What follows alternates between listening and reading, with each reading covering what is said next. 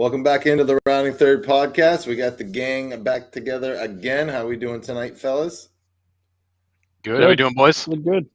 Not too bad. Before we get going, make sure you like us on Facebook, subscribe on YouTube. You can follow along with all the posts that we put on there. We got playoffs coming up, so I'm sure there's going to be a lot of posts for us, chances to interact. And yeah. So leading off, we're going to talk about Aaron Judge again. He's sitting at 59 home runs here, right? Because why not? I mean, why not? And he is making a solid run at the Triple Crown. He is 1 point batting average behind Xander Bogaerts and Luis Arraez. Does he get over the batting average hump there? I mean, Luis Arraez is an animal at the dish. The guy gets 3 hits every night, it seems like. Oh, he doesn't miss. When he swings, He doesn't miss. Does Judge leapfrog him here for this Triple Crown? What do we think? I hope so. I'm going to say yes. I'm going to say yes. I'm going to say he does it. It's a historic season he's having anyway. I mean, right. I think a fool would say that he's not going to pass the 61 home runs. So I think we're likely going to see a new record set in the American League for home runs in a season. He is hammering the RBIs. Yeah, I mean, screw it, right? I mean, he's having a historic season as it is. Let's add a Triple Crown to the list. Likely going to get a Gold Glove in the outfield because he's that good in the outfield. Mm-hmm. So, yeah, I'll be disappointed, not at him because, that's crazy, but I'd be a little disappointed if he ends 1 point shy of a Triple Crown. I think that'd be kind of sour. Right. Yeah, I agree. I mean, the advanced stats say he should. I mean, he's at the lowest strikeout percentage of his career. He's at the highest walk percentage of his career. He's at the highest hard hit ball percentage of his career, highest average exit velocity. I mean, most balanced in terms of where in the field he's hitting the ball. Statistically, this guy is having about the perfect season offensively. And I don't see. I mean, at this point, I'm almost rooting now for a Yankee to go and basically clean up all the offensive stats. But he's got pretty much all of them. That's the only one he needs. Because on top of home runs and RBIs, he's got runs scored, walks, OBP, slugging, OPS. All of it. It's everything. Insane. I mean, it's a clean sweep. It's an absolute clean sweep. And I want to see him get batting average. I want to see him win the Triple Crown, the Quadruple Crown, the 10X Crown, whatever that's called. And just see him clean up all the categories. So there's no doubt. Because what he's doing this year is, we'll probably never see it again. I mean, the one that really surprised me, honestly, obviously he's getting them because of the home runs, but is the runs scored because these last 3 months of the New York Yankees, he must have scored all these runs at the first three months of the season, Buddy, they scored so many runs at the beginning of the year, though. Well, right. That's what I'm saying. But, I mean, 59 home runs also gives you 59 additional runs right off the top. So, without a doubt. He's got to drive himself in. Right. But I mean, it's still, I think that's the one that I'm kind of I can believe it, but I can't believe it that he's runs. But I mean, we've kind of kicked this dead horse, but I think he's definite the MVP for me at this point. I know we said it last week, but that series against the Red Sox, he hits 2 game tying home runs. I mean, single-handedly keeping the Yankees in that game, and then they ultimately won. I mean, it's just, yes, what Shohei's doing, great, cool. But this guy is game after game tying, game go ahead. So, yeah. Yeah, I mean, I just don't. Ohtani is great. I mean, he's what he's doing. He's better on the mound this year than he was last year.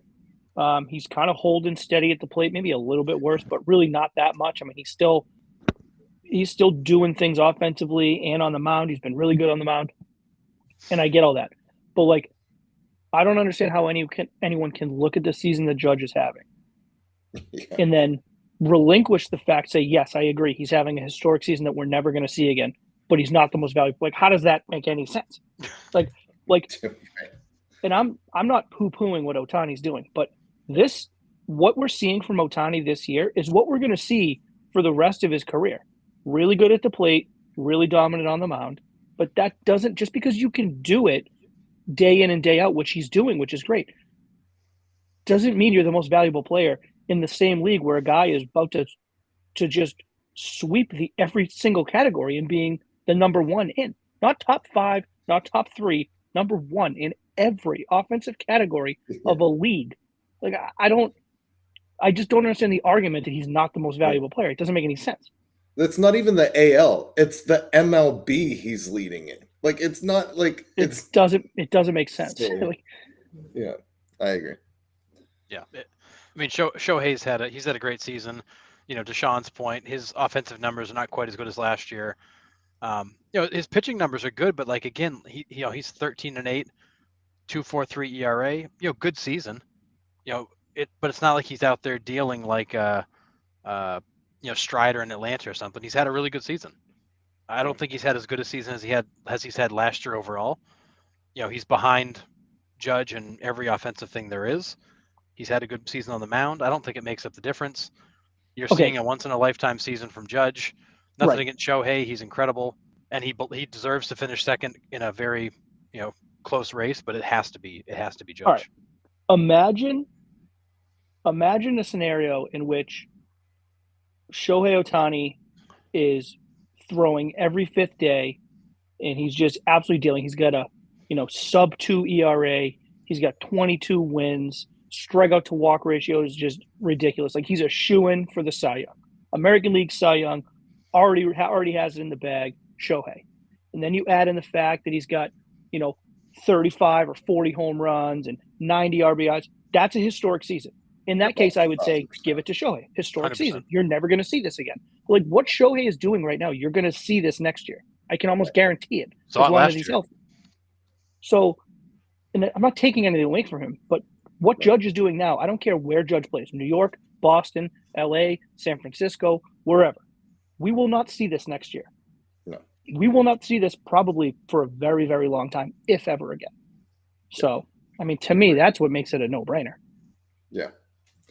It's been fun to watch. I mean, this guy, it seems like every time I'm on Facebook, there's just another MLB clip of Judge going deep. And it's just like, God, man, like, are you going to cool off at any point here? Like, it's just nuts, dude. Right. And that's opposite field.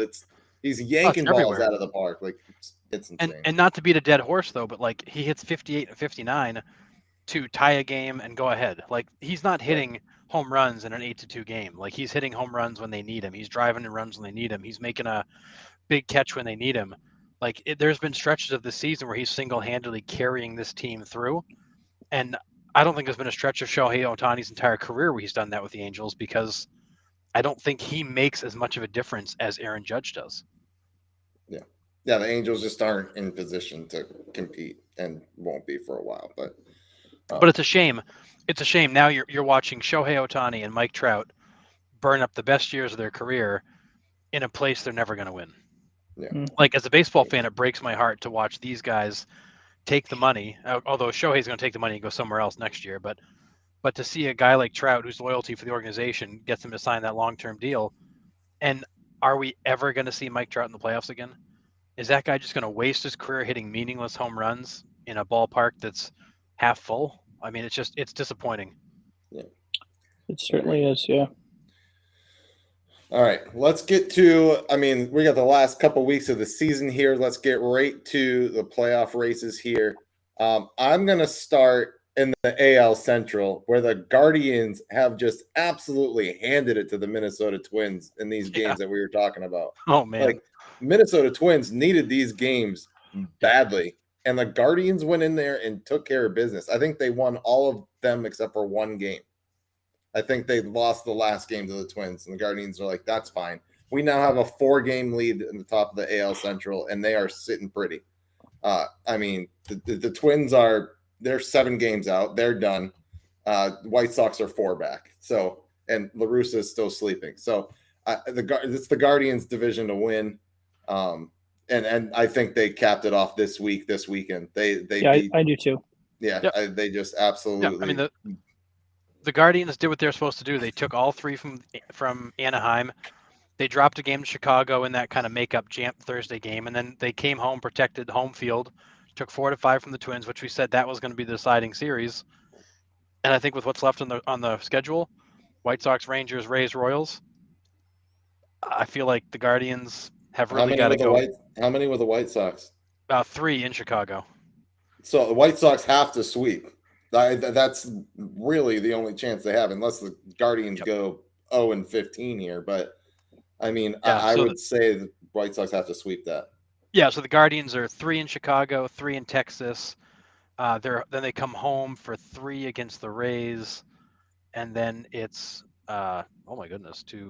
6 against the Royals. Yeah. I mean, they're going to win at least 4, if not 5, of those against the Royals. Yeah, I agree. So I mean that division could be locked up by the weekend. Yeah. But they, as we said, that the 5 games with the Twins was going to be the decider, and the Guardians absolutely showed up and they made did, a statement. for sure. Yeah, absolutely. What do we got? NL East, Mets and Braves still a game apart. It's a battle to the finish. Yeah. What about wild card in that? The Padres still are up on the Phillies. How are the Padres still in it? Seems like every time I get an alert, they've lost a game. It's Atlanta, San Diego, Philly right now with the 3 wild card spots. Yeah, San Diego's a half game up on Philly for the last spot, and then Milwaukee's 2 back, and then after that, San Francisco's 11 back, and that's they're done. So it's a 4-team race for those three wild card spots. There are no division races that are still up for grabs that'll affect the wild card.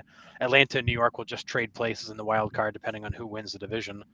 Yeah. So really, it's a matter of who's going to hang on. Which 2 of San Diego, Philadelphia, and Milwaukee. And San Diego, that team has been absolutely disastrous since the trade deadline. Josh Hader has been terrible. Soto can't make a difference because there's nobody on base. They've been dreadful since the trade deadline. Yeah. I mean, the splash with Soto going there, I haven't heard his name at all. I don't know what kind of season he's having, how he's doing over there. I literally haven't heard. And I think that's the problem, because he's not. I mean, it's not that he's done nothing, but he's hitting 221, 4 home runs, 12 RBIs, 386 OBP. I mean, he's continuing to struggle with the batting average as he has all season. And he's got a little bit of power, but there's been nobody on base. He's up a lot with the bases empty. They're not really throwing. He's not getting a lot of pitches to hit. Drury's gone red, basically, completely silent, ice cold since getting there. Machado's been streaky. So they just have not strung together any stretch of time where the whole team has played well together. And I would not be shocked if they got bumped out of the playoffs because they just can't seem to string wins together. Yeah. Crazy. I mean, other than that, I mean, I think the playoffs are pretty set, right? I mean, we know who's going to make the playoffs. Yeah, right? At this point, we just don't know where.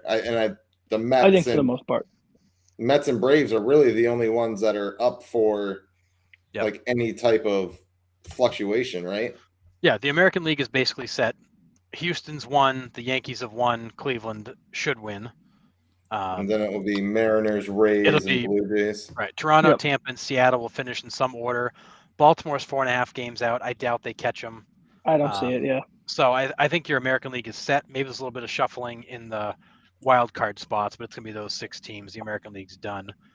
And then in the National League, it's really going to be a question of which 2, San Diego, Philadelphia, or Milwaukee, which 2 get in, and then do the Mets and Braves flip-flop spots. But again, I think the National League is pretty close to decided too. Yeah, Braves, Phillies, Padres. The Brewers are, 3 games out, you said? 2. Milwaukee's 2 games out of Philadelphia. San Francisco's then 11 back, so that whole group is gone. And you look at San Francisco, they've had almost a mirror image season to the Red Sox. Yeah, they really great year last year, playoff run, and then completely lost it this year. Whatever magic they had is gone, and they've absolutely struggled to do much of anything right. Brewers have a fairly favorable schedule, though. After the Mets, they got the Reds for 4. They got the Cardinals for 2. Then they got the Marlins for 4, and then the Diamondbacks for 3. So Brewers could make a little bit of noise coming down the stretch here. They could. Yeah. What do the Phillies have, though? Philly's been playing some decent ball. I'd be more worried about San Diego. San Diego might be the one that falls out. Phillies have the Blue Jays, the Braves, the Cubs, Nationals, and then the Astros to end it. Oof, yikes. So they've got a tough stretch, and then you got the Padres, and they're off today. They are home for 3 against the Cardinals, then they go on the road to the Rockies for 3. They got the Dodgers at home for 3. Nope. And then they finish with the White Sox and Giants at home. So the Padres, have 6 games left between the Cardinals and Dodgers. Those are going to hurt. And then you got a bunch of teams that are, that are out of it. So I don't know. But you got. That White Sox series could mean something to the White Sox. It could, right? It could depending on how the AL Central. They're only a couple of games back. Depending on how. We've seen Cleveland kind of lose it for a week or so. So that series could mean something for Chicago. And they got 3 to end the season against the Giants, and this Giants team has not rolled over. They're going to play hard for Gabe Kapler to the end. So sure. I don't know. I of those 3 teams, I'm most worried about San Diego. Yeah. They have been the most inconsistent of the bunch, and I just don't know what to expect of them day after day. Soto's been a non-factor for them. Hader's been terrible. Until Yu Darvish had a great week last week, their starting pitching has been a massive question mark. I don't know what to expect from them. I just don't. Philadelphia's been consistently good. Milwaukee's been consistently where they've been. So if I had to bet money on a team falling out, I think I might pick San Diego. I don't think that's a bad prediction at all. I think that's where the swap would be. Brewers go in, Padres fall out. Yeah, but at the same time, the Brewers have to go win some important games. 1,000%. And that team has proven year after year they cannot go win the important games. And their pitching, as much as we sat here, preseason being like they got one of the best staffs in baseball, they have underperformed a lot. Bad. Corbin Burns isn't quite the same Cy Young guy. He can still go out there and dominate a game. Don't get me wrong, but he's got a 2.5 right now. He's not their problem. I understand. He's not the problem, but everybody else that we expected to kind of follow him up, right? Bit of a step back. Aren't right. So sure. Well, yeah. You got Corbin Burns is 10-7 with a 2.92 ERA. You got Brandon Woodruff is 11-4 with a 3.26. Lauer's 10-7 with a 3.91. The problem they've had is that after the top 3, they've had nothing. It's been this revolving door of guys. Aaron Ashby's 2-10 with a 4.5 ERA. Lauer's been out too. Lauer just came back, I think. Right. That's right. He just came back. He had a good start. But outside of the top 3 pitchers, they have had nobody that's given them much of anything meaningful all season. Hauser's 6-9 with a 4.85. They have gotten nothing. That's another one they expected to take a step forward and didn't. Yeah. Peralta's 4-3 with a 3.45. They've gotten a bunch of starts from guys that have delivered nothing to them. So it's been they just haven't been able to get past the top 2 or 3 guys and get anything meaningful out of them. Yeah. I would also like to. I'm going to throw in my Chris Sale award for this week. Poor old Ozzie Albies, man. Ozzie Albies comes back from 3 months being on brutal. the IL and then fractures his finger in the first start back, dude. It's just not right. At least Chris Sale got a start between injuries, but God, man, my heart breaks for that guy. It stinks. And as good. The difference he would have made to a team that was already clicking and playing really well. It's a shame to see him come back and then go right back out. They're saying possibly October. He could be back for October, but watch Atlanta go on this run and win the whole goddamn thing and dedicate it to Ozzie Albies and the and that's what they got to do is just take out a star every year and they'll win a World Series. It's unbelievable. Noah Cunha, they win. Noah Albies, they win. Unbelievable. Sorry, Austin Riley. It's your turn next year, buddy. We're gonna 3-peat. Yeah, right. It's somebody else has got to take the hit. Yeah, man. Oh man, that was just heartbreaking, man. You spend all that time, 3 months rehabbing, getting back. You're ready. You're game ready. He was down here in Durham, and he had a 4-for-4 night with 3 doubles, insane. Gets called up, and then breaks a finger, dude. heart-wrenching. Yeah. But yeah. All right. We'll anything else on playoffs before we get to this next one? I'm really excited about this one. This next one's going to be fun. I think it's going to be a fun last couple of weeks, seeing it all shake out and watching teams get ready. I'll be honest. I love baseball, but I'm done with these couple of weeks. Get me to playoffs. Yeah. Get me to the postseason. I like the new format. I'm interested to see how the new format works out. Yeah. I think the National League playoffs is going to be an absolute dogfight, regardless of where the seedings end up. I cannot wait to watch the National League specifically, but I think all the postseason, I think it's going to be great. I think in June, I wasn't saying this. I've been very vocal about my thoughts about the Yankees, but in June, I think everyone had the Yankees as a shoo-in for the American League representative, and that's not even close to being true now. I think Houston has a legitimate chance. I think Tampa Bay and Toronto have chances. I don't know how much. I think Tampa has, overperformed for who they are and what they are, and I think they might get exposed a little bit in the postseason. But again, we talk about San Diego, if they can put it together. Toronto, if Toronto's offense can put it together, they can run through absolutely anybody in the American League. So I'm just these last couple weeks are going to be slow for me. I need the playoffs to get here. I mean, it's almost to the point where, like, if the playoffs are set, like, just end the season early. Just send everybody home. Yeah. You know what I mean? Everybody's eliminated. Let's just go. Right, exactly. Just like, you know what? We'll scrap the last 10 games of the season. We'll just move on to the playoffs. Unless Albert Pujols has 700 yet, then we keep playing. Yes, right. He plays until he gets 700. That season doesn't end until he hits 700. Yeah. Agreed. Right. Yeah.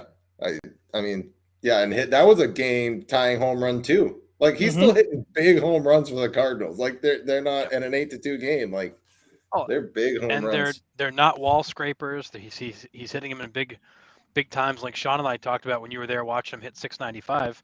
He's not getting beaten. Like, the guy, he still has he's still got a quick bat. He's still got great hands. He can still make a difference. And I'm still hoping there's a big playoff moment for him before it's all over. Yeah, well deserved for sure.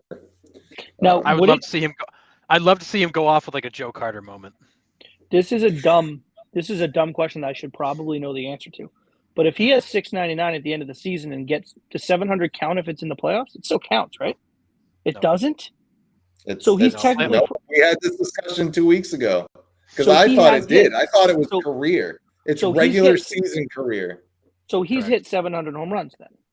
Oh, hell yeah. But it doesn't count. I don't have the energy for this right now, but I need someone to explain to me why the hell that doesn't count.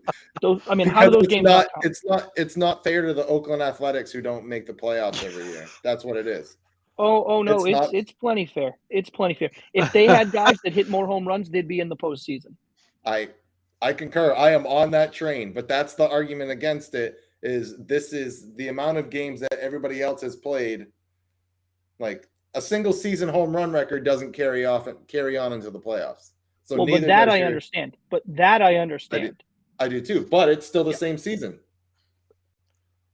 It is, but it's like, if we're talking records, like we're talking like a single season record, that I get 162 games for you, for me, for everyone else. But I'm talking like career numbers. Like, career numbers should be an aggregate of every game you've ever played. Like, I 1,000% agree.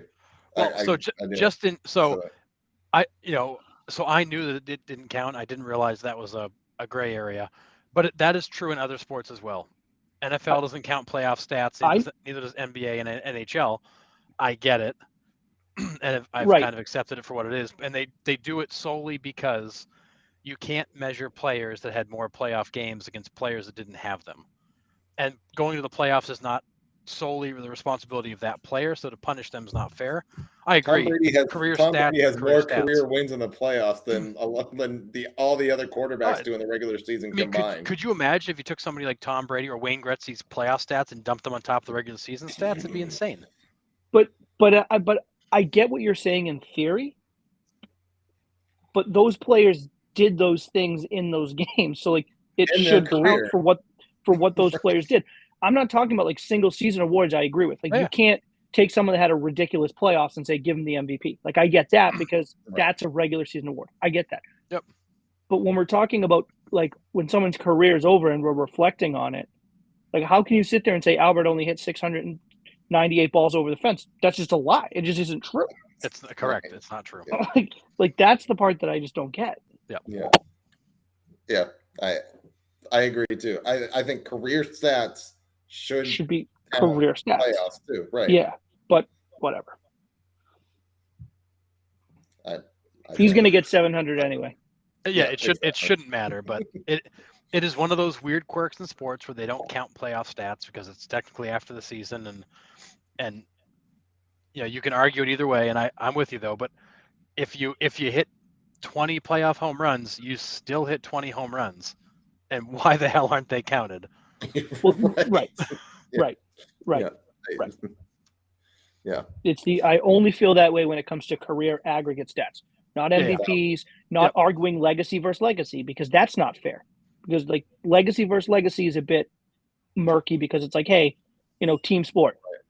But the only thing it's career stats. Career stats should be all inclusive. Across the board. Right. And Hank Aaron would have, God, I don't even know how many home runs he would have.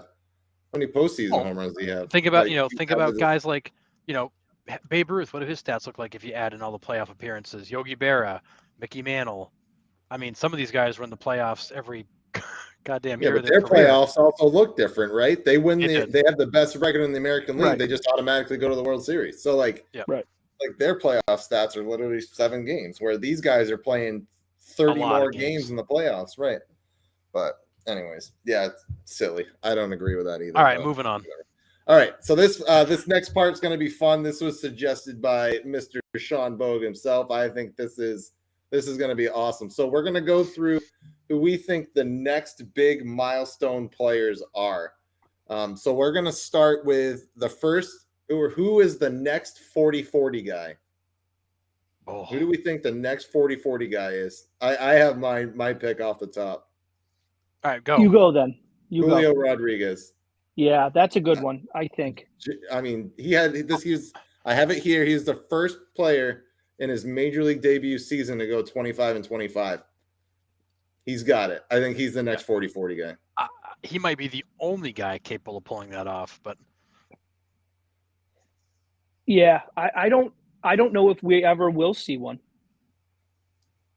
I think J-Rod's probably the guy. Nick, that's probably a really good pick. I just don't know if we will see teams the stolen base numbers.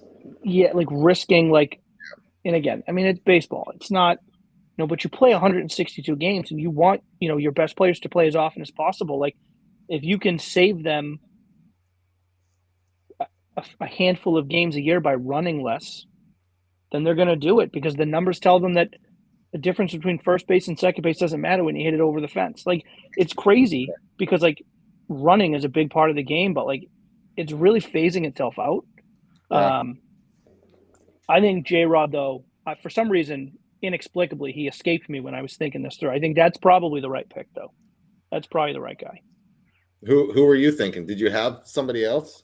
I didn't. It was when I posed the question, that was kind of the one that the only one I really didn't have an answer for. Yeah. I like this Michael Harris guy in Atlanta. I don't know if he's got the power numbers to put up 40 dingers. Well, staying in Atlanta, what about Acuna? Yeah, true. Health-wise, though. And again right. And you talk about the injuries that he has had, they're not going to run him 50 times in order to get 40 bases. No way. I wouldn't if I was them either. Yeah, right. No, you don't want him running. You don't want him running like that. But I do think Acuna before the leg injury might have had a shot. The guy that I liked for it was Kyle Tucker in Houston. He hasn't got an outside chance to be a 30-30 guy this year. I don't think he's going to get enough steals before the season is over. I think Julio is the obvious pick as the guy who's got the ability to do it. But when you look at Major League Baseball, your leader in steals right now is John Birdie in Miami with 35. You may not have a 40 steal guy in the whole league this season, let alone a guy who hits for power and steals enough bases. It's going to be hard to see that again. But I do think the two guys capable of doing it would be Julio and Kyle Tucker. Those are the only two guys I think in baseball that have that ability to do it. Altuve can't do it anymore. He would have been the guy 3 years ago. I don't think he can do it anymore. And I think Acuna can't do it anymore because I think after the leg injury, they're not going to let him run like that. Although he's probably going to have 30 steals this year in a short season, but his power numbers are way down. He's only got 13 dingers in the time he's been in. You're telling me Birdie had 35 steals? I didn't even know the Marlins got on base 35 times this year. Right. Well, I mean, you're going to have right now. You've got 5 players with 30 or more steals. John Birdie's got 35. Tommy Edman has got 31. Cedric Mullins has got 31. Arena's got 30. Jorge Mateo's got 30. Jorge Mateo has got wheels. That dude is he's got wheels. Fast. It's insane. The problem is Jorge Mateo is probably a guy who maxes out at like 20-40. He's not going to hit more than 20 bombs. Right. Cedric Mullins is interesting too. I don't know if he's got 40. He might sneak in a 30-30. I don't think he's got 40 homers, but no, Mullins he's got he was 142 games. Mullins hit 14 home runs. I mean, he's probably a 20-20 guy. 20, 25 at best, but I mean, I could even see him doing 25 homers and 35 or 40 steals, but he ain't got 40 dingers in him. No, but I think you've got a guy like Cedric Mullins who could be a 20-20 guy. I think Arena could be a 30-30 guy. I think Julio could be a 30-30 guy this season. And you got Kyle Tucker who has got an outside chance of being a 30-30 guy this season. So 40-40 is a hell of a reach, but I think you got a couple of, 2-3 guys that could be 30-30 guys, but I don't think you got a 40-40 guy in the league right now. And the crazy thing too is we watch more baseball than a lot of people, and it's such a difficult game, and the guys that are really fast that swipe 40 bags don't have the ability to hit 40 dingers. They don't. That's why guys that put up 40 seasons are freaks. It is disgusting. When you think about what that truly means, you're just 40, that's fun. No. Think about what that means. You hit 40 balls over the fence and you also swipe 40 bags. That is outrageous. And let's be serious. There's only 4 guys in baseball history to join this club. No. Yeah, because of how ridiculous. Barry Bonds. You got Jose Canseco. Yep. A-Rod. Oh, A-Rod. If you get the fourth, I'll be shocked. Give me a time frame. 2006. 2000. Alfonso Josh Soriano. Hamilton. Alfonso Soriano. My man. Let's go. Damn. So Jose had 42 home runs, 40 steals. Bonds had 42 and 40. A-Rod had 42 and 46, and Soriano had 46 and 41. Was he with Washington then, right? He was. Alfonso? Yep. Yeah. But I mean, you got 4 guys in that club. I mean, it's not like this is something that you see often. I mean, that's a pretty small group of people. Yeah. I mean, he was the first. Julio Rodriguez was the first guy that popped into my mind just because. It's a good choice. I think he's the obvious choice. I agree. I agree. Yeah. The debut season, 25 and 25, he's the first player to ever do that. So, I mean, the kid's going to get better, which is scary. I mean, the kid's already I think if you rank them, you got Julio Rodriguez and Kyle Tucker. If somebody's going to do it, it's going to be Julio. Yeah, could Kyle Tucker do it? Yeah, he could. It would take a hell of a season out of him, but I think Julio's got the skill set to do it, in a year or two. Absolutely. All right, let's move on to a 500 home run club. Oof. Next player to do it. I'm gonna go because I'm in my feels for old nostalgic people, and I'm gonna say Nelson Cruz. God, I'd love to see it. He's only 41 away, but man. I know he's like what 41 or 42 years old. He's 41 years old. And he's 41 home runs away. It's likely not going to happen just at the pace that he's slowed down at. But I will say, if he has 2 seasons in him, I think he gets there because I think he can get 2020. If he paces himself out, universal DH all the way around. You just kind of start for a team and then go join someone for a playoff run. You kind of have all that comes together. If he can get 2 seasons of 20, but I don't know. I want to see it though, so that's going to be my pick because after what we're seeing from Albert, this is so much fun following Albert trying to get 700. It is. It would be so much fun to follow him to 5. So Miguel Cabrera's got 506, and he's done it in 11,386 plate appearances. Well, people don't appreciate about Nelson Cruz is 47 home runs behind Miguel Cabrera in 3,000 fewer at bats. Like in 3,000 fewer at bats. Dude, Nelson Cruz. Think about that. Would Like hit some missiles, dude. That's insane. He has 47 home runs behind Miguel Cabrera in 3,000 fewer at bats. Dude, people forget from like 2014 when he was in Baltimore, that 1 year in Baltimore, until 2019, he hit 40 home runs every year. Yeah. Every year. And he did it for 3 different franchises. He did it for Baltimore, Seattle, and Minnesota. If Cruz had the same number of at-bats as Miguel Cabrera, he'd be sitting at 635. Let that sink in for a minute. Yeah, it's crazy. I mean, my God, that's nuts. he will likely be one of the most underappreciated hitters of all time because he didn't really come on until he was 28 years old in Texas. That was his first 30 home run season, and then he went 40 for 4 out of 6 seasons when he turned in his 33 to 38 years. Can you pause for a second? Can you give me his home run totals before he was 30? Because that would be ridiculous if he hit almost 500 home runs in the back half of his career. Yeah, so from age 30 season backwards, he had 40, 51, 84, 16, so he had about 100. He had 106 home runs before the age of 30. Or 30 and before.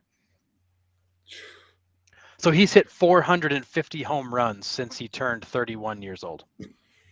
Oh, Jesus. Right? They're bringing an ambulance on the field in Buffalo. Oh, that's not good. Dude, you're ahead of me. Josh Allen? No, it's a defensive player. Damn. Okay. I mean, geez, I'm glad he's safe.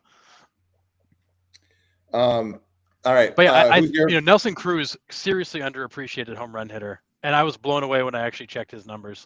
That's crazy. Yeah, he's the one I want. If I had to be honest and legitimate in actually pick one, again, I think Machado has a chance. He's only 30. He's got 279, I think, is what I saw. Yeah, he's at 280 now because he won the other day. Okay, gotcha. 280. I think he's got a chance. Trout's the guy how do you count on him to stay healthy? Like, how do you count on a guy like that? If he's healthy, absolutely, he's getting it. What's amazing? He only needs 154. Right. He's sitting at 346. He's sitting at 346 at the age of 30. Machado's at 280 at the age of 29. It's not Trout. It's not about the talent. It's not about can he hit enough home runs. He can hit plenty of home runs. Can he play the games? Right. But that's the thing, right? He's been out a lot this year. He's got 30 bombs this year. He's disgusting. He is disgusting. Stupid. He's literally played 15% of the Angels games this year, and he's got 30 bombs. So let me give you guys a number here that'll blow your mind. So Mike Trout and Aaron Judge are the same age. Yeah. Mike Trout sitting at 346. Aaron Judge, even with 59, is sitting at 217. Yeah. But Judge didn't come up until he was like 26, right? 20. I know. That's the amazing part is that's how far ahead of everybody Trout is. Like, it's stupid. Yeah. There's Trout. The only, so Giancarlo Stanton's 32 and he's sitting at 373. He could have a shot, but if he's going to hit 20 a season, he probably won't play long enough. But Stanton's got an outside chance to get there. He's a little bit ahead of Trout, but he's 2 years older. Yeah. And after that, you got to drop down to, I think that, you got Harper at 284. Yep. You got Machado at 280. And I think Sean's right. I think Trout's the obvious choice. Behind him, the guys with an outside chance are going to be Stanton, Machado, and Harper. Yeah. I think even on the same outside, but maybe a little more outside. I think Pete Alonso, because Pete is healthy, he plays a lot of games. He's a little bit, I think, behind the 8 ball on pace. He's got 150, 146, 145. What did I see him at? 141. Well, he just hit one just a minute ago, so 142. Okay, let's call 142. So he's a little bit off the pace. But again, he's only played 2 full seasons. This is his 3rd full season. So if he can get on that Nelson Cruz regimen and have 4 out of 6 where he hits 40 plus, that puts him back on track. But It's going to be hard. That's a lot of home runs, man. It's a lot of home runs. Here's one you'll like, Sean. You got Rafael Devers, who's at 25 years old at 138. Yeah. I mean, he's got a shot if he stays healthy. Yeah. See, I think the young guys are so hard to. You just don't know the trajectory yet of their career. You know, with like, you don't with any of them really, but like with Machado, you can kind of see it, like the trajectory. The potential there. Like Devers is still so young. Like, yes, the guy rakes, but he's just so young. Like, it's really hard to see where that trajectory is. Well, and you got guys like Soto's at 123 at the age of 23. Acuna's at 118 at the age of 24.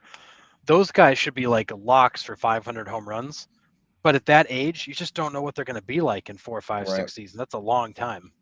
Yeah. All right. How about 3,000 Ks? 3,000 Ks. 3,000 strikeouts. I'm going to go Joey Gallo. Clever. I meant pitching case. I guess I'll go here. Kershaw, I think, has an outside chance if he can stay on the field again. He's 34. He's got 2,777. So he needs pretty much 2 seasons of 150, and he's got it. And then I hate this pick. It makes me twitch a little bit, but Garrett Cole at 1909, and he's only 31. Yeah. Yeah, I mean, Kershaw I like. Scherzer's already there. He passed it. It's like Scherzer and who's the one above him? Verlander. Yeah, so those guys just crested the knoll. I always thought Chris Sale would be the guy, but you haven't seen him in forever. No. Garrett Cole, I think Garrett Cole is likely going to make it. Strasburg, if he ever comes back, could he's got a path where he could, but I think his career's done.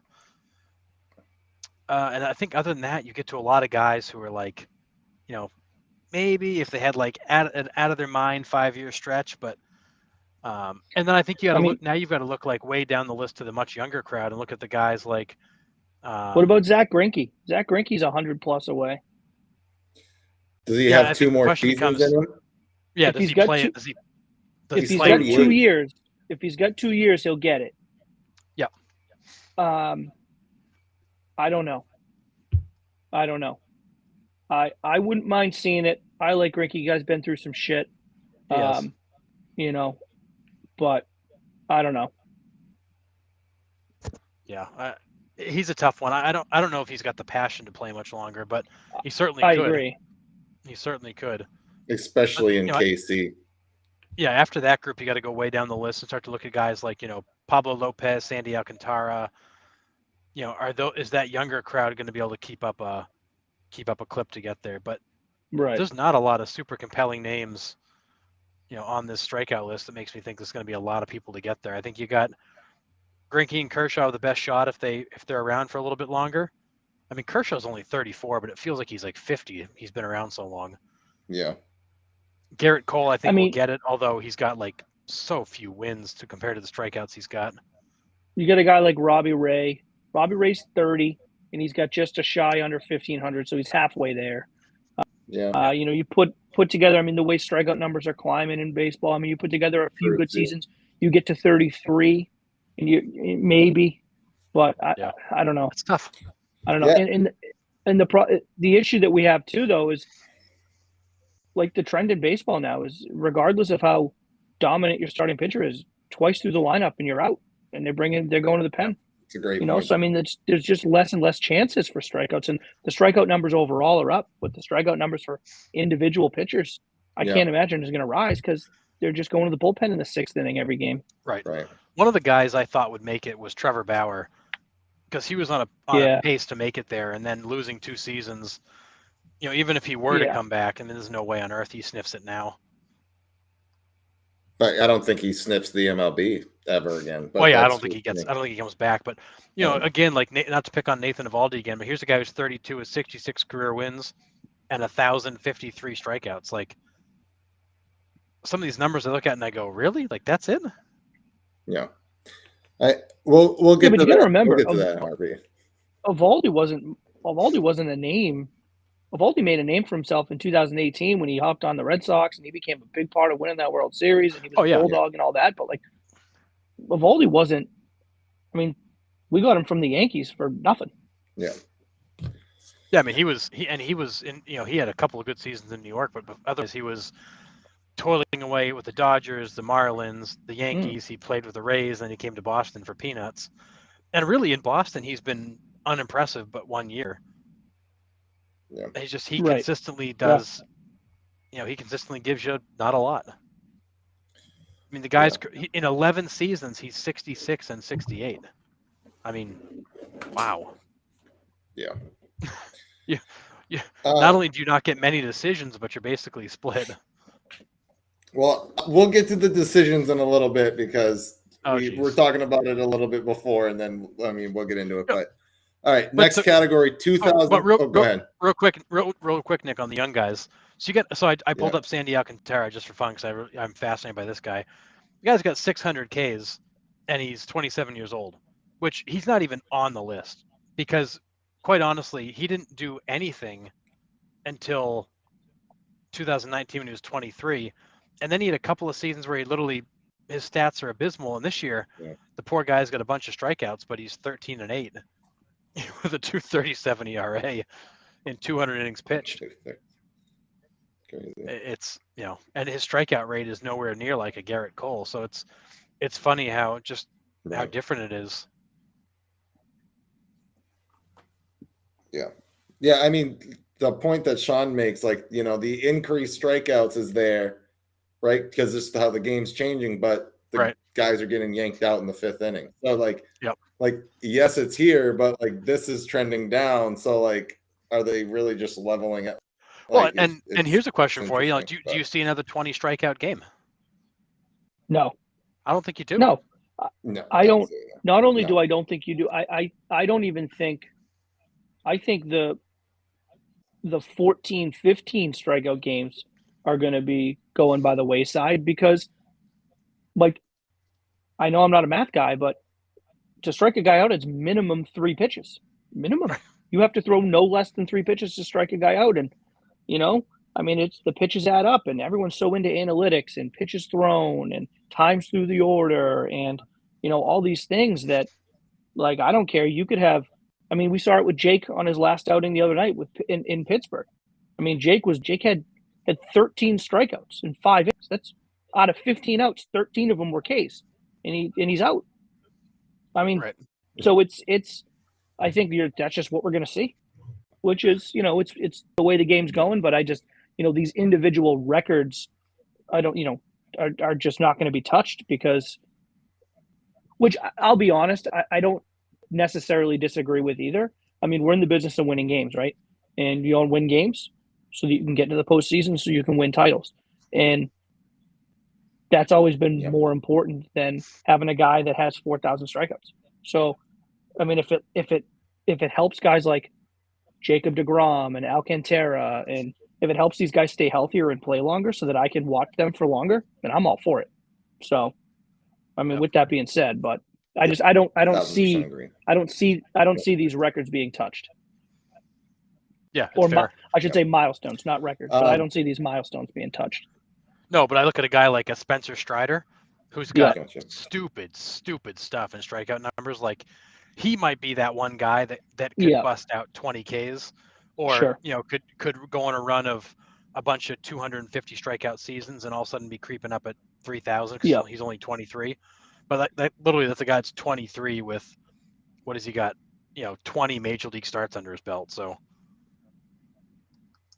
Yeah, and he just hit the 200 strikeout milestone for this year too. So set a record for fastest in 133 innings. Stupid numbers. Yeah, silly. What about 2,000 RBIs? 2,000 career RBIs. Ooh, which is a pretty big milestone. Yeah, I don't know. I got Freddie Freeman. He's 32. He's sitting at 1035. Arenado's sitting at 960. Machado's at 843 and Harper's at 808. So 2,000 RBIs is also a pretty big reach. I mean, that's 12 more seasons of 100 RBIs for Harper and Machado. Yeah, and I mean, there's only one active 29 player years that has old. more than 2,000, and that's Albert. Even Miggy's Right. short of that number. He's at 1841. Yeah, Boy, which that's right. I think that, I mean, Freddie would have to have like 8 seasons of 125 RBIs to get there. Yeah. Boy. Global in that Dodgers lineup. Well, geez, right? yeah. He's going to be there for the next 8 years. Yeah, I mean, Trout's at 887 at Yeah. the age of 30. I mean, obviously, he's the guy that everybody would look to as being able to do that. Machado's, you know, basically right on the same pace as Trout. What's Goldie have? Goldie's at 1,039, but he's 34. Goldie's. Yeah, okay. I know. I was just asking. Geez, you didn't put my I'm head surprised. Up. I'm just curious and seeing Well, where he's at. I didn't. I honestly. Well, I was thinking that because when I look, I add about Goldie too, and then his age like shocked me. I didn't realize he was already 34. Like you always forget about those 8 to 10 years he had in Arizona before he moved to St. Louis. Yeah, you know? I know.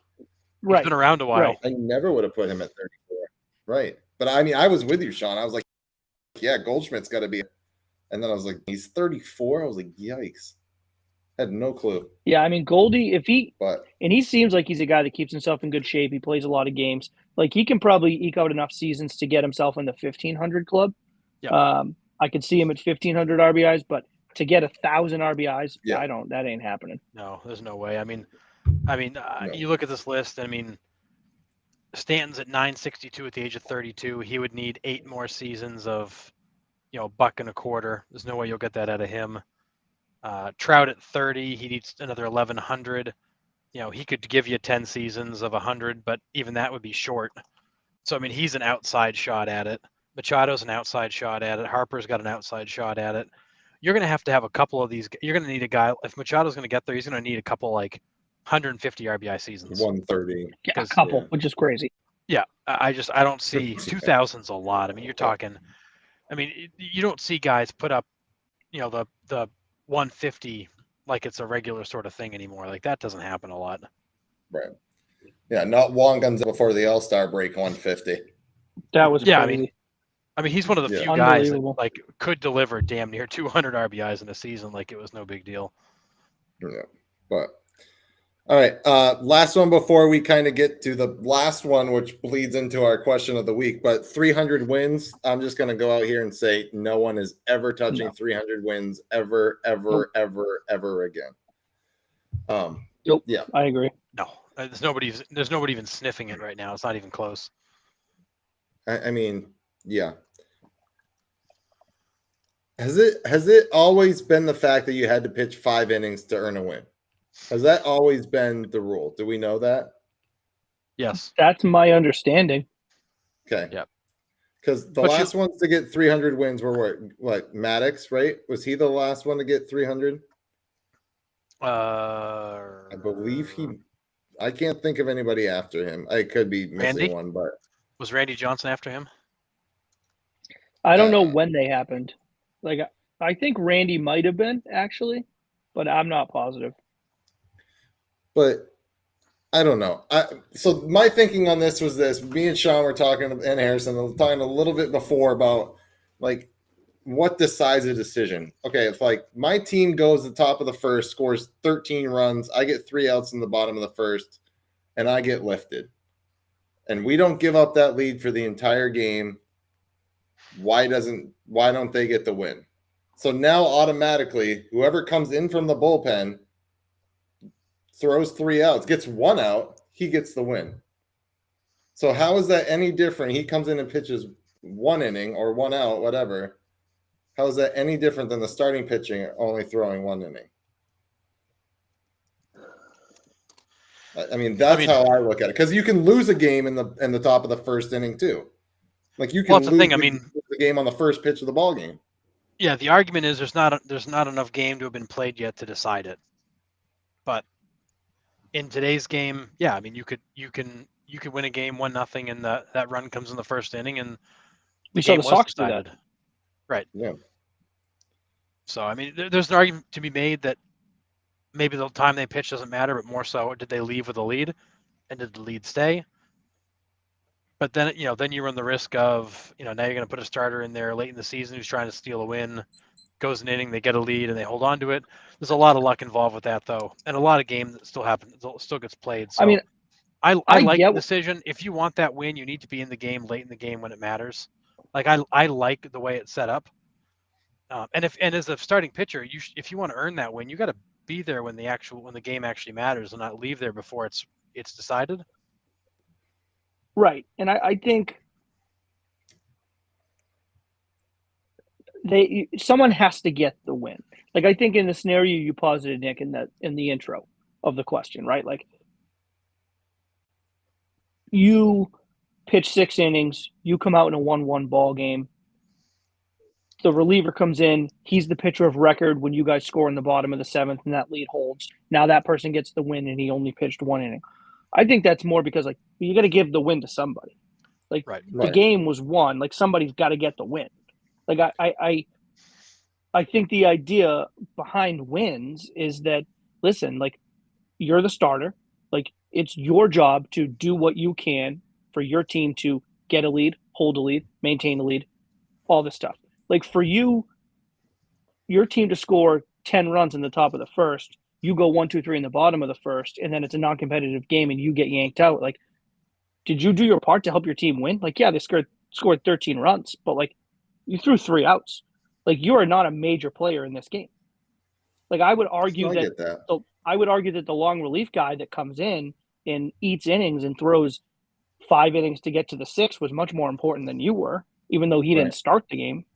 Right. Well, okay, so that's my thing is, like, if the guy behind the starter comes in the 2nd inning and throws 3 outs and leaves, he gets the win, right? Yeah, right. So so that's the one that I'm kind of weird about, but I think now they're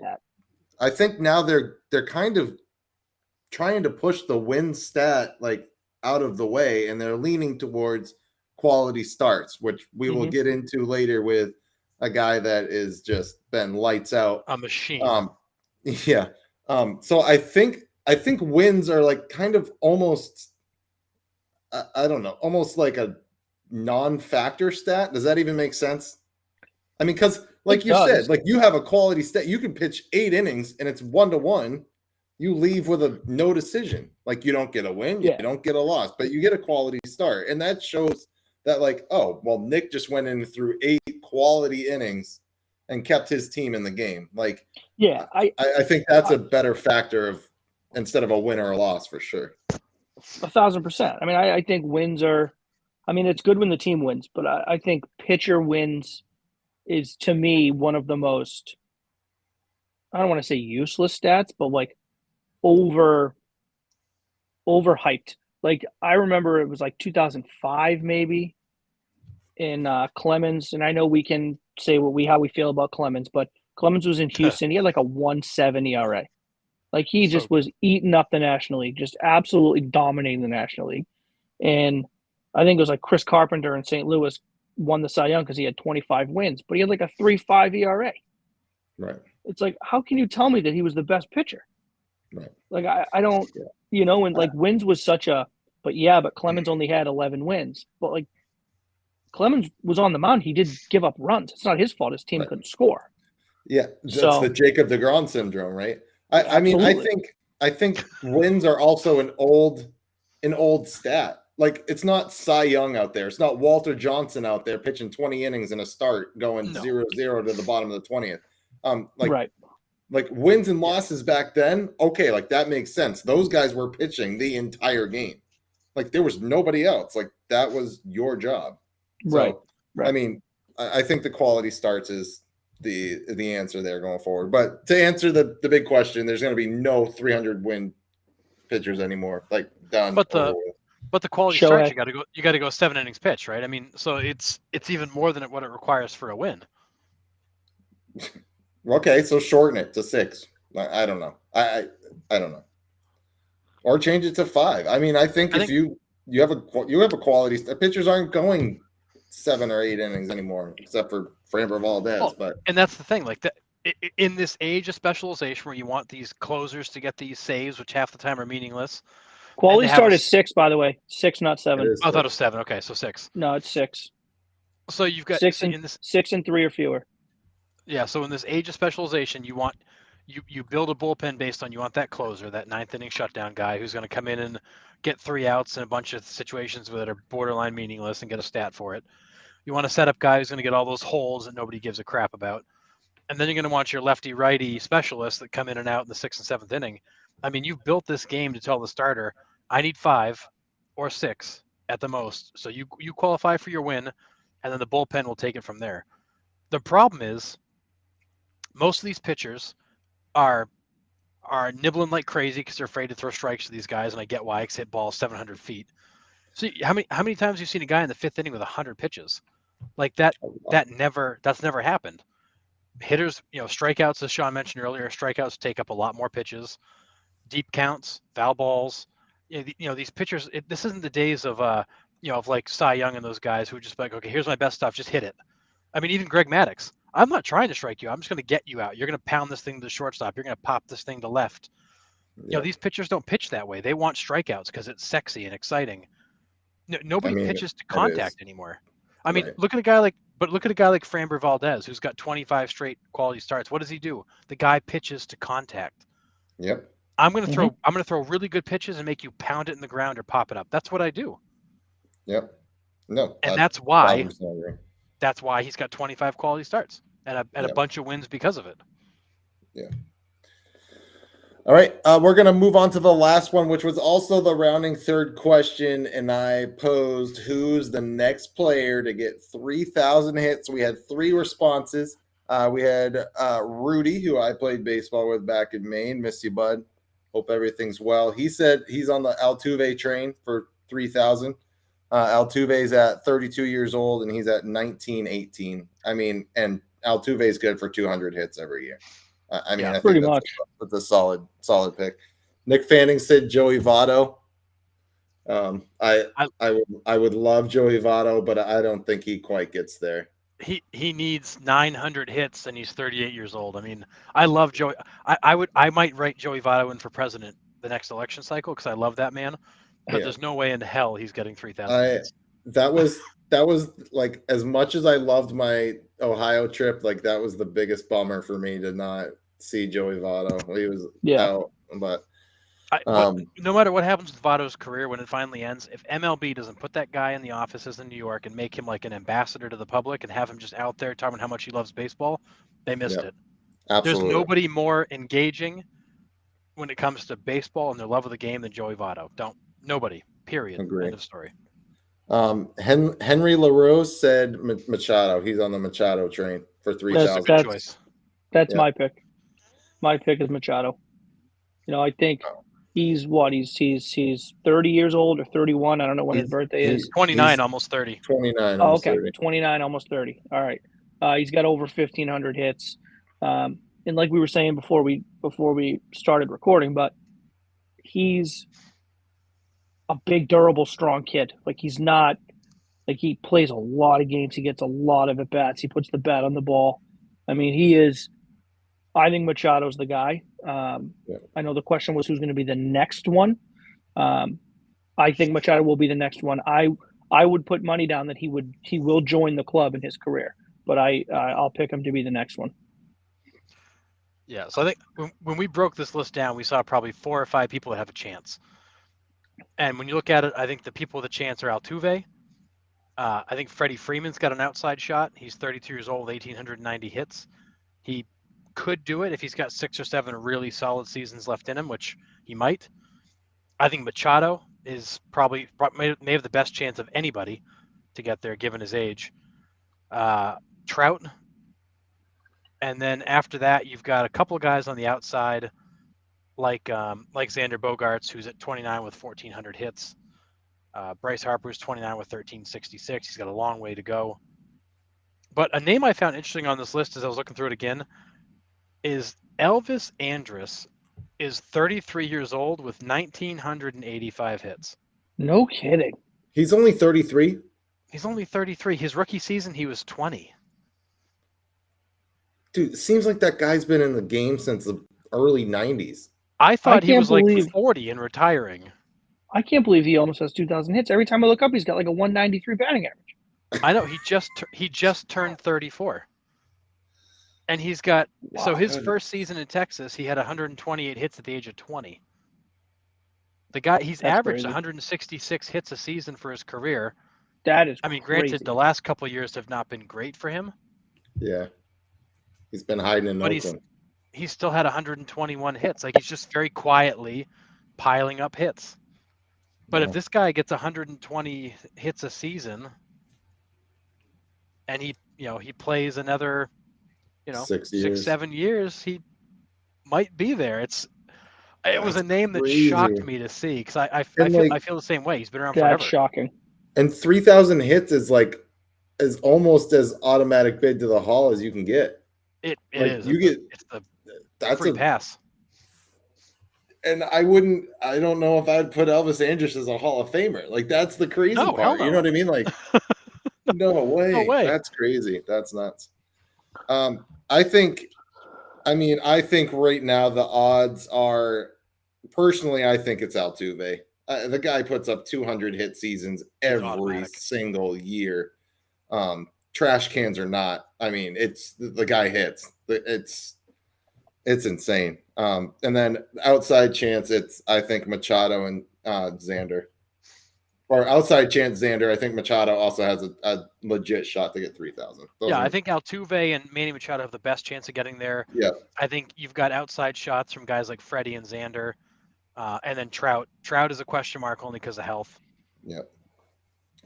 I think outside shot, I know he's 29, but he's really turned it on the past maybe 3 or 4 years is Trey Turner. Trey Turner, let's see, starting in this COVID year 2020, led all of baseball with 78 hits. Then 2021 he had 195, and then 2022 he's got 179 so far. So it was kind of slow coming on. I mean, I know he's later in his baseball years, if you want to call it that, but the guy's just the past 3 years has just turned into a hit machine, just an absolute hit machine. He's got 1,018 hits at the age of 29. I mean, if he can ramp it up and go, you give me 3 seasons. Yeah, I was gonna say you give me 3 or 4 seasons of 200 hits, and you're right back on track there. You say he's got 1,800 hits? 1,018. No, 1,018. 1,018. I was like, holy cow! I was like, I didn't think he's been around that long either. No. I'm losing it. No. God, I'm losing it. Sorry. Whew. All right. All right. So yeah, I think, everything that the guy said that answered our question. I think, other than Votto, sorry, Nick. I would love to see Votto. I love the vote for Votto. I love it. I do.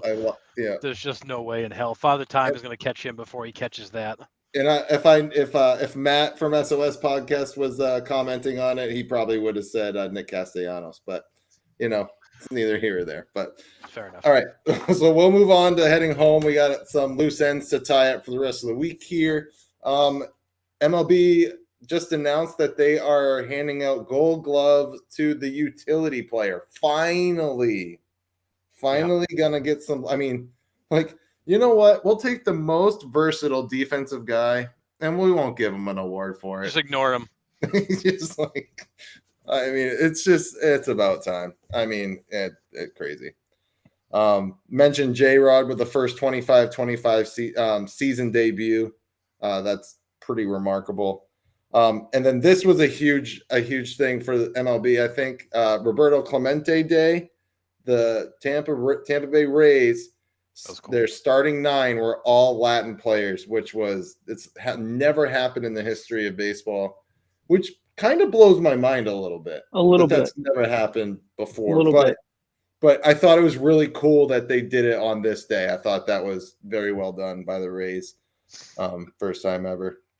And then we mentioned a little bit when we were talking about pitching here, Framber Valdez, 25 consecutive quality starts. Gross. This guy has just gotten on the hill every single night, given them 6 innings and 3 runs or less. Yep. Every single time. The guy's a machine, absolute machine. Yeah. And like you said, Harrison, it's literally just, 94, 95-mile-an-hour sinkers on the outside half the plate, and guys are just rolling it over. Can't do anything. I love it. He pitches old school. It's, I'm going to throw strikes. I'm going to make you hit it. I'm going to make you hit it. I'm going to make you hit it poorly. And that's all you can do. Like, nothing crazy there. He frustrated the hell out of that Red Sox lineup last year in the postseason. They couldn't you can't hit it. It was frustrating to watch, and I'm sure it was frustrating to get in the box against him. He just, everything was dotted. It was just dotted wherever he wants it. Disgusting. Yeah. Insane. And lefty, that doesn't, like tailing down and in on a left-handed hitter, all they're going to do if they make contact is yank it foul. And right-handed hitters darting down and away, all they're going to do is roll it over softly to short. I think that's one point to make. Like, people just assume that righties are going to crush left-handed pitching, but historically, righties don't generally hit left-handed pitching any better than right-handed pitching because you just don't see a lot of left-handed pitchers, and that ball tailing away is unnatural to what you're used to. So you got a good lefty up there against the right-handed lineup. I don't care if they've got good stuff; they'll be fine. Yeah.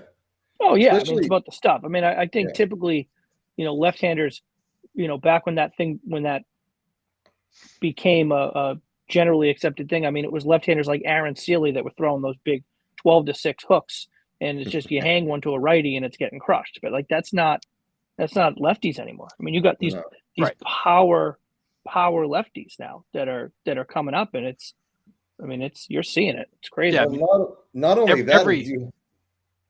Oh, sorry. Go ahead, Nick. No, finish so like the two-seamer that's coming at them now, right?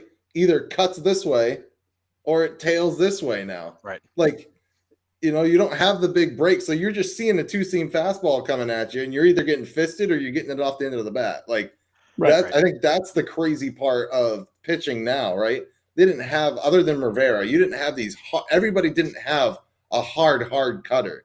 Not everybody had that tailing fastball thrown at 98. But yes, Maddox could dot that corner with that stupid comeback two-seamer, but it didn't look the same. And then it was like the hitter had to guess left or right, which is what these balls are doing, and they're moving 6 to 8 inches.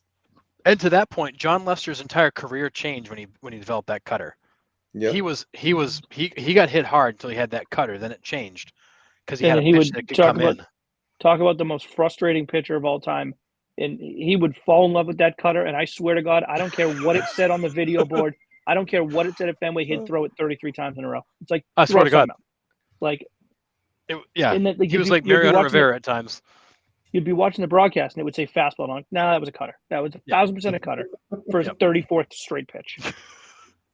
But like your typical lefty, when you think back to the time we were watching lefties, it was guys like Al Leiter, David Wells, Tom Glavine, Barry Zito, guys that threw the big friggin' hook, a soft little change, and like a 90-mile-per-hour fastball at the max. Like, they didn't have put-away stuff. They nibbled, they changed speeds, they changed angles, they kind of messed with you. Now you've got a class of lefties that are throwing stuff that's hard and with movement. And, right-handed or not, that stuff, you're not used to seeing a ball move away from you like that. No. Just not. No. Then you throw that change on him that looks exactly like that tailing fastball, except for it's 15 miles an hour slower. It's just like, not right. Dude, it's the type of pitching that all these hitters have to hit now is just gross. Honestly. Yeah, dude, hitting a baseball is hard. It is wicked hard. The hardest thing in sports, period. No question. Well, this last one is kind of fun. Unless you're a Yankees fan, so just turn away if you're a Yankees fan. But I'm posing a question to you guys and everybody listening. When Aaron Judge signs with the Red Sox in the offseason, does Alex Verdugo give up number 99? He doesn't get a choice. He doesn't get a choice. You know what's funny, too, all joking aside? Judge seems like a good dude. Like, Judge seems like the guy that's like, I'll take another number. Like, he seems like that, you know what I mean? Like, Verdugo better be like, no, you're taking 99. But at the same time, like, Judge is going to, like, give him, like, a Rolex and a Corvette as a thank you or something crazy. Sure. But he seems like a nice guy. He's not going to make a big deal out of it. No, he's not the kind of guy who's going to show up and be like, I don't care who you are. I'm Aaron friggin' Judge. Give me that number. Yeah, no, I don't see that being the case, but then he'll go, I'll just take number 9. There's nobody important for the Red Sox number 9, right? We're good. Honestly, Yeah. if I'm Aaron Judge, I'm taking 69 just to get the attention. Why not? So interesting real quick, Nick, comment. Oh, I was just going to say interesting comments that he made this weekend in Boston, though. Like he didn't rule it out, and he said that he loved the fans here. Like Aaron Judge has been very clever with his use of the media to remind the Yankees that I am a free agent. You have not signed me yet, and I will explore my options. He has reminded them on several occasions. He did it in, was it in Tampa Bay 2 weeks ago? He made the same comment. Yeah. That he's looking forward to seeing what's out there. He has been very, very clever in his use of the media to remind the Yankees that he is very much a free agent. Yeah, I mean, as he should. The Yankees kind of slapped him in the face with that offer, and he's like, "Yeah, I'm just gonna go out and do a quintuple crown here." So yeah, I mean, I'm gonna win every offensive stat category there is, and you can't stop me. And then not win the MVP because some guy pitches pretty good. So real quick, Nick, we got players of the week that just got released. Oh, okay, gotcha. Nationally, you got Yu Darvish. He threw 14 scoreless innings with 15 Ks. That's a pretty good week. And then Yordan Alvarez, who might be the most overlooked player in all of baseball because of Aaron Judge and Shohei Ohtani, for the week hit 520 with 5 home runs for the Astros. In most years, Yordan Alvarez is your MVP winner. But you got Shohei Ohtani doing crazy stuff and Aaron Judge setting every friggin' record there is. And this poor guy is lighting up the world and nobody knows about it. I looked on my fantasy the other night and I looked at his total bases. He was up at like 13. And I go, whoa, wait a minute. He just had a 13 total base game, dude. That was like 3 homers, 2 doubles. Like he was like 5 for 5. Great. I don't know if the math works out there. 9, 4. It doesn't, but it's fine. We'll let it go. Okay. Just like dang, it was nuts, dude. Yeah, the guy just breaks. He's an animal. He's likely on pace to get close to 300 total bases this year. Yep. Yeah. He's got 270 total bases right now. Yeah, he might have 300 before the week's over. And the guy's a freak. I mean, crazy. He is probably the most overlooked player in all of baseball because Aaron Judge is having a ridiculous season. Shohei Ohtani's having a ridiculous season. This guy's 25 years old in his 3rd full major league season. He's hitting 304 with 37, 90, and 93, OBP of 407, slugging 630, and he's going to finish in a way distant 3rd in the MVP voting, which is nuts. The guy is a left-handed Frank Thomas too, by the way. That guy is an absolute monster. Absolute monster. On arguably maybe the 2nd best team in all of baseball. It's nuts. It's crazy. Nuts. This guy's so big that it's literally like just throw it in the home plate circle and I'm going to hit it over the fence. That doesn't even have to be in the strike zone. Like I can reach it. And the amazing part is like in that lineup, they have to pitch to him. Like there's right. I mean, he's got guys like Kyle Tucker behind him who's got 28 home runs and 100 RBIs. Like it's not like he's got like slouches behind him. I don't know. The Astros are scary to me in the playoffs. That team is just not going away. No. Crazy. Anything else tonight, fellas? No. Well, I think we covered it. Yeah, I think so. I can't wait for the playoffs. It's going to be a hell of a lot of fun. We got a lot of good teams. I feel like we've been saying it for like the last 3 weeks. We're like, okay, like let's go. Like the dog days of summer are over. Like we can smell the playoffs, or that's the Red Sox just stinking up the joint. And like we're just that smells the Red Sox stinking it up. They're awful. They are awful. Man, tough to watch for sure. But yeah, I'm excited. Like Sean said, the National League is going to be an all-out slugfest, man. Like there's going to be, I mean, I can't wait. Teams duking it out.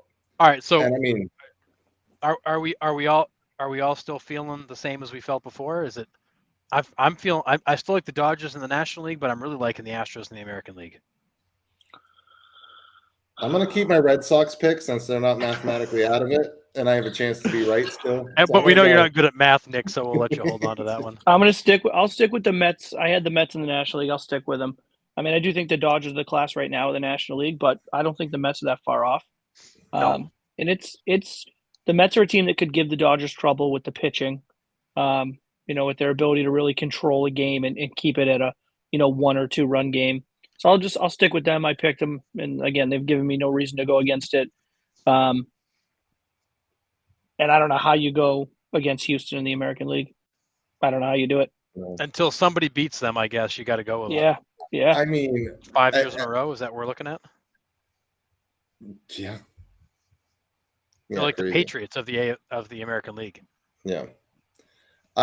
I'm like, I said Mets and Red Sox at the beginning of the year. Obviously, Red Sox are out. Honestly, like, it wouldn't shock me if we get a rematch. If we get Braves Astros again. I mean, totally. It wouldn't shock me, but I mean, the NL is a coin flip, man. Like, I could literally just the NL. I don't know. The NL's way closer than the records make it look like. The Dodgers have been beating the crap out of an awful NL West. Yeah. I think it is literally the Dodgers, the Mets, and the Braves flip a coin. Any of those 3 teams could emerge. It is going to be, to Sean's point, it's going to be a freaking dogfight bloodbath. It is going to be the most fun we've seen in the playoffs in a long time. I think the American League is a lot less exciting. The National League is going to be an absolute battle. The Cardinals could sneak in and knock somebody out. Could. That's a super good team. It's going to be unfortunate too, though, because I could totally see a scenario in which almost every National League series goes the distance. It goes to 3, and then it goes to 5, and then they go to 7, and then whoever wins it is just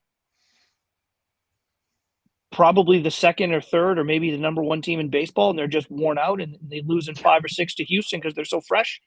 Like, and it would be such a week off. Yeah, it would be such a shitty way to lose the World Series. But like, I mean, that's how the National League is a dogfight. It's a freaking gauntlet. You could argue that the World Series is going to be the NLCS. You could argue that for sure. You know what I mean? Like, yes, the Astros are the Astros. They've been playing out of their minds. But if you get a Dodgers-Mets series, like a Mets-Braves series, I mean, any of those matchups, those combination of matchups in the NLCS is going to be, I mean, better than Astros Guardians. It's going to be better than Yankees. I mean, come on. Like the only American League series with any intrigue would be the Astros and Yankees, but even that I don't think is that close. I think the Astros win that in probably 5 or 6. Yeah. The National League, I agree with Sean, that every single series could go the distance. And it's going to be an absolute friggin' dogfight to the end. And you're going to get a World Series participant that is absolutely smoked when they get there. Yeah. And if I'm the Mets, I'm a little nervous about having a guy like Scherzer and DeGrom throwing a bunch of freaking playoff innings and having anything left in the World Series. Yeah, Scherzer's got a perfect game going through 6 right now, though, so I think he's doing all right. God, he's so good. He's so good. He just had, and I'm pretty sure in fantasy baseball he's on my bench because I didn't realize he came back. I don't know. I just don't. Yeah. He's in Milwaukee. It's a game that Milwaukee needs. Milwaukee got Corbin Burns starting. Yeah, and Mets are up 5-zip in the top of the 7th. He's got a perfecto going. Yeah, why wouldn't he? I mean, he's just going to mess with the guys. Jeez, that's crazy. Freaking perfect game. Right. Yeah, why wouldn't he? All right. Well, we'll keep our eye on that. Sure, I'll turn that on and jinx that right away. But okay, before we go, just make sure that you guys like and follow us, share the podcast, interact with us. Like I said, again, subscribe on YouTube. These next 2 weeks, we'll be coming up with probably some as these teams clench and teams are getting eliminated. We might have to fill with some other stuff because there's really not going to be any quality baseball to talk about. I mean, there are a few races still that could the AL Central could implicate. So we will see. But hang in there with us, and then playoffs are soon. So join us next Monday at 8. And thanks to everybody that is watching, and we will see you next week.